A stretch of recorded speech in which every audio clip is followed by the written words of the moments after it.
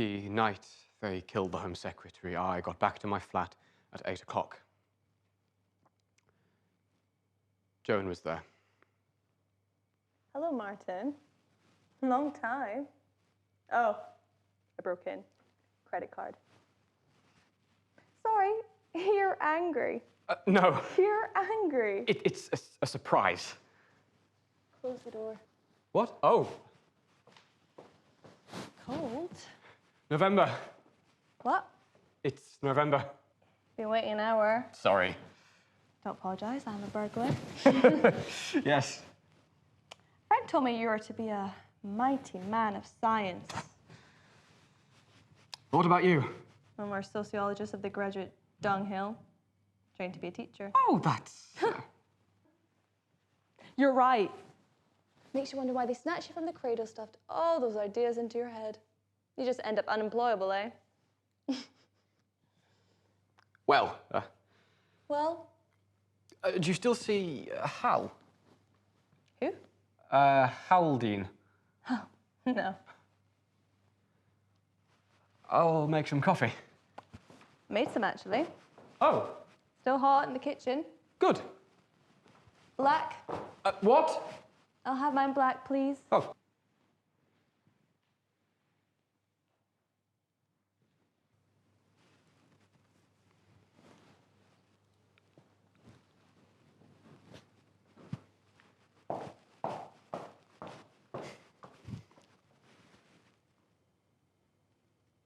I killed the man. The Home Secretary of England, Scotland, Wales, and Northern Ireland. Outside his home, he was getting into his car and I shot him. It was... I'll spare you that. No, I won't. It was disgusting. We drove to his home. His home's in Hampstead, very white windows behind a wall with trees and a brass lantern with an electric bulb. Didn't even know he was going to be there. It was getting late. We parked the car, and in a few seconds there he was. Funny about public men when you see them, as if they've got a rainbow around them, an edge between the air and the space they fill, as if they're not quite in space, our space. I suppose in a way they're not. Anyway, I got out of the car and shot him. The special branch man was in the door of the house with a suitcase, and the evening paper said the Home Secretary was leaving for the weekend in the country with his wife. I didn't see her. Perhaps she was behind the special branch man in the hall in the dark hallway. Where was I? Where was I?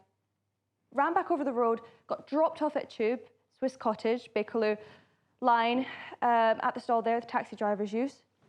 Martin? London Embankment, Parliament Square, got the Victoria line to Highbury, and... you. Joan, are you joking? No joke. They got rid of the unfired rounds, but left me to get rid of the gun. Jesus Christ, Joan, Jesus. There's a man. There's a man? He's got a passport for me in another name. He's got a passport for you in another name? His name's Johnny. He does vegetables. Vegetables? Keeps his bar down in Kingdom Street. That's just a little alley right by the side of the viaduct. Go under the viaduct with the white tiles on. Wait, go! Then first left. It's just an alley. His shed is third along. If there's anything fishy, just walk on. He'll be there at 9:30. Passport's got a photograph with me with the wig on. Didn't have time to comb it out. Didn't give me the passport before you murdered the man? Before I murdered the man. And if I'd been taken and had the passport, it would have been a waste. No, this is England. England. We're in Ireland. Yes, but... You don't say but when we were students. No? No. No. No.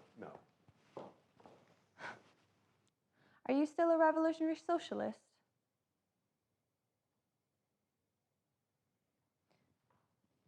Johnny will be there at 9:30. The police know me, and if they're watching Johnny's place and I turn up. But they don't know you. We're not linked. You see why I've come to you. We're unsullied. Unsullied.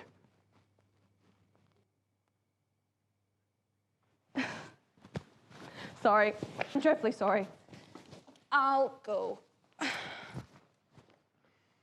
No. No.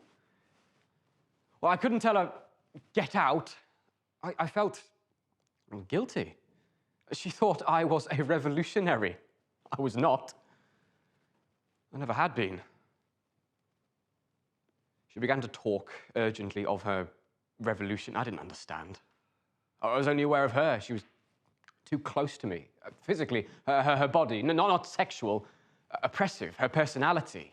I tried to understand the world as she saw it, in her words, in the argument as she said it, but I couldn't. It was only her going on and on. I wanted to scream, oh, get out, go, go.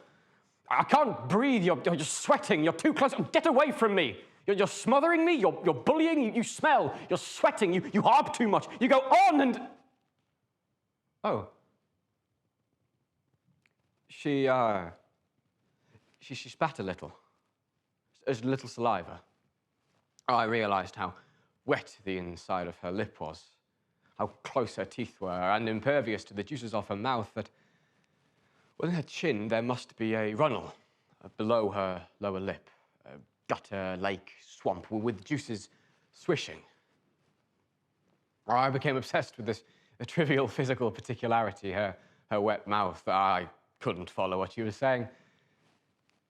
I wanted to take a straw, a milk straw, and suck out the wet. I fantasized on this. She was speaking of England and Ireland, terror, abuse of the working people, the long warp of religion and class warfare, and I could only think of her mouth.